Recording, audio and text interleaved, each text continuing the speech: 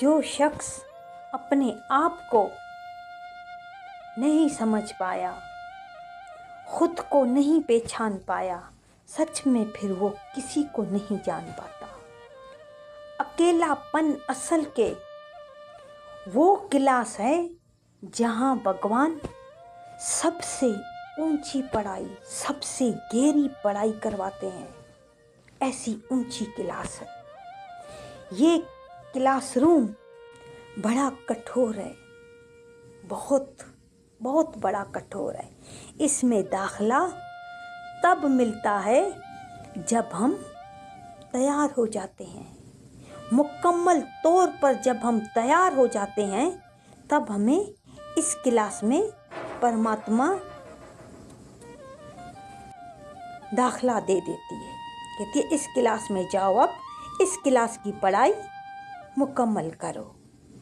ऐसे इंसान रोता रहता है रिश्तेदारों के लिए, अपने प्यारों के लिए। बहुत से वजूद होते हैं एक सिटी से दूसरे सिटी जाने के लिए, अपने हमसायों के लिए, इसके लिए। तो इसमें परमात्मा की भलाई होती है। मगर एक दफ़ा हम सोच लें, जो भी हमें रिश्तेदार, जो भी हमारे प्यारे हैं, जो भी हैं, हमें उस हालत में छोड़ के चले जाते हैं। अपने आप से ये सवाल पूछें कि जो रिश्तेदार हमें तकलीफ़ में, मुसीबत में हमें छोड़ के चले जाते हैं, क्या असल में वो हमारे काबिल होते हैं? क्या वो हमारे रहने के काबिल होते हैं? कभी कभी भगवान उन लोगों को खुद हमसे हटा देता है, खुद हमसे दूर कर देता है। जो असली रिश्तेदार होते हैं, जो असली प्यारे होते हैं, वो रह जाते हैं। जो नकली होते हैं वो चले जाते हैं। उनको परमात्मा हमसे दूर कर देता है।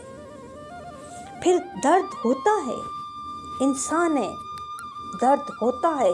फिर जब वक्त आता है ना, जब वक्त गुजरता है, जब वो वक्त आता है, फिर साफ दिखाई देता है, बिल्कुल क्लियर साफ दिखाई देता है कि ये शख्स का बिछड़ना, इस रिश्ते का दूर होना हमारे लिए बहुत ज़रूरी था, हमारे लिए बहुत लाजमी था। जैसे एक माली अपने पेड़ के जो शाखें सूखी हुई होती हैं उनको काटता जाता है, काटता जाता है। ये नहीं है कि माली उस दरख्त का नुकसान पहुंचा रहा है या उस दरख्त का वो दुश्मन है। नहीं, वो सूखी लकड़ियां, सूखी जड़ें इसलिए काटता जाता है ताकि उस जगह नई टहनियाँ निकल आएं, नई शाखें निकल आएं। वो इसलिए सूखी लकड़ियों को काट देता है। वो थोड़ी पेड़ का दुश्मन होता है। भगवान जिन जिन को भी अकेले रखता है, ये उसका अपना प्लान होता है। और जो इंसान अकेलेपन में रह जाता है, अकेलेपन में टूटता नहीं है, बिखरता नहीं है, बल्कि उसमें खुश रहता है, ठिर करके अपनी ज़िंदगी जीता है और उसका अर्थ तलाश करता है, उसका अर्थ ढूंढता रहता है, तो वो दूसरी तरफ से एक अलग इंसान बनने की कोशिश कर रहा होता है। वो एक अलग इंसान बन के निकलता है। ये जो अर्थ करता है ना, वो फिर सच्चा भरोसा होता है परमात्मा पे कि परमात्मा ने जो मुझे अकेलापन दिया तो क्यों दिया, उसमें कोई ना कोई भलाई होगी। उसको परमात्मा पे भरोसा होता है। रूमी जी ने कहा था कि गाँव जो है वो जगह है जहाँ से रोशनी आती है। अकेलापन वो गाँव है। अगर तुमने ये गाँव नहीं देखा तो रोशनी नहीं आएगी। भगवान आपको अकेला नहीं कर रहा, आपको भीड़ से बाहर निकाल रहा है, बाहर निकालने का रास्ता दे रहा है आपको, ताकि आप अपने आप को पहचान सको, खुद को पा सको। ये वो सुराख है जिससे परमात्मा की रोशनी आती है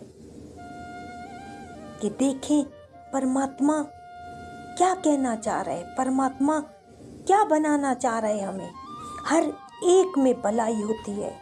और कई प्यारे गुरु के सामने भी यही सवाल रखते हैं, परमात्मा के सामने भी यही शिकायत है कि हम अकेले क्यों हैं।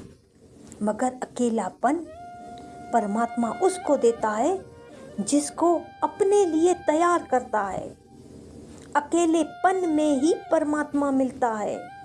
ऐसा नहीं है कि जो अकेले हैं उनके पास कुछ नहीं है, उनके पास बहुत कुछ होता है। वो एक अलग इंसान बन के बाहर निकलते हैं। क्यों? क्योंकि जो भीड़ में ही होते हैं, इतनी भीड़ होती है फिर भी वो अकेले होते हैं, वो परमात्मा के साथ ही होते हैं।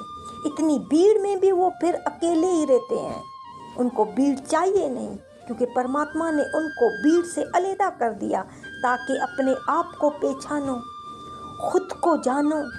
जिसने खुद को नहीं जाना फिर वो दुनिया क्या जानेगा, फिर दूसरे को क्या जानेगा। मैं तो कहती हूँ खुश नसीब हैं वो लोग जो आज की दुनिया में अकेले जीना जानते हैं, अकेले अपने दर्द को बर्दाश्त करना जानते हैं, अपने दर्द को बांटना जानते हैं, खुशियाँ बांटना जानते हैं। हर तकलीफ में उनको तजर्बा होता है कि हम किस तरह जिएं। हर चीज़ का तजर्बा आ जाता है उनको, किसी की परवाह नहीं होती। कोई आए कोई जाए, किसी की परवाह नहीं होती। नीलू भगवान जी के पास उसका भतीजा आया था तो भगवान जी ने नहीं पहचाना। क्यों? क्योंकि वो अपनी साथ संगत में खुश थी। वो उसके रिश्तेदार उनके पास आए या उनके पास नहीं आए, उनको याद ही नहीं थे। उसने अपने भतीजे को पहचाना ही नहीं। ऐसे इंसान आगे बढ़ते हैं। ऐसे इंसान को परमात्मा अलग बना देता है, बेपरवाह बना देता है। कुछ है उसमें भी खुश, कुछ नहीं है उसमें भी खुश। भीड़ में है तो भी खुश, अकेले हैं तो भी खुश। कोई लब पे शिकायत नहीं होती। हर वक्त उनके मुख से शुक्राने निकल रहे होते हैं। हर वक्त, हर पल शुक्राने ही शुक्राने निकल रहे होते हैं। हम सिर्फ शिकायतों में लगे रहते हैं। हमें सिर्फ रोना आता है, दर्द हो रहा है, बस यही बोलना आता है। मौत से हम डरते हैं अकेलेपन में, हम अकेले हो गए हैं कहीं मर ना जाएं। तो भगवान वाले कहते हैं कि मौत जो है ना वो एक स्वाद है। जैसे आप लोग भोजन का स्वाद लेते हो, हर एक चीज़ का आप स्वाद ले रहे हो, मौत भी इसी तरह एक स्वाद है। जो जैसा स्वाद ले रहा है उस तरह की मौत उसकी होती है। जो जिस तरह का स्वाद लेता है उसी तरह की मौत, जो जिसका जैसा ख्याल होता है। एक मौत हर इंसान की तरफ नहीं आती है कि बोलें कि बस एक मौत है उसी तरह सबकी हो रही है। नहीं, अलग अलग है। हर एक की मौत अलग अलग है उसके स्वाद के मुताबिक। स्वाद में नहीं, ख्याल। आप अपने विचार कैसे रख रहे हो, किस तरह की जिंदगी का स्वाद ले रहे हो। कोई परमात्मा का स्वाद लेके मरता है, जब मर रहा होता है तो उसको वही स्वाद याद होता है, परमात्मा याद होता है। कईयों को गुरु याद होता है, कईयों को सत्संग याद आता है, कईयों को साथ संगत, फिर कईयों को इस दुनिया की पदारत। कई धन को देख के मरते हैं, धन को याद करके मरते हैं। कई अपने रिश्तेदारों में इतना मोह होता है कि मेरे रिश्तेदार।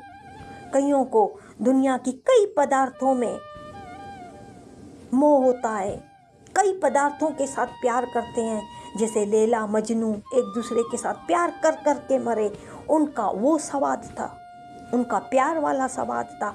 हर एक का अपना स्वाद है, हर एक की अपनी मर्जी है, जो जिस स्वाद से मरना चाहे। हर सवाद की तालीम इस दुनिया में है। हमें गुरुओं ने भी हर सवाद की तालीम दी है। फिर इंसान की अपनी मर्जी है कि वो किस सवाद के ज़रिए अपनी मौत को पुकारे। परमात्मा का सवाद लेना चाहते हैं या फिर दुनिया की पदार्थों का।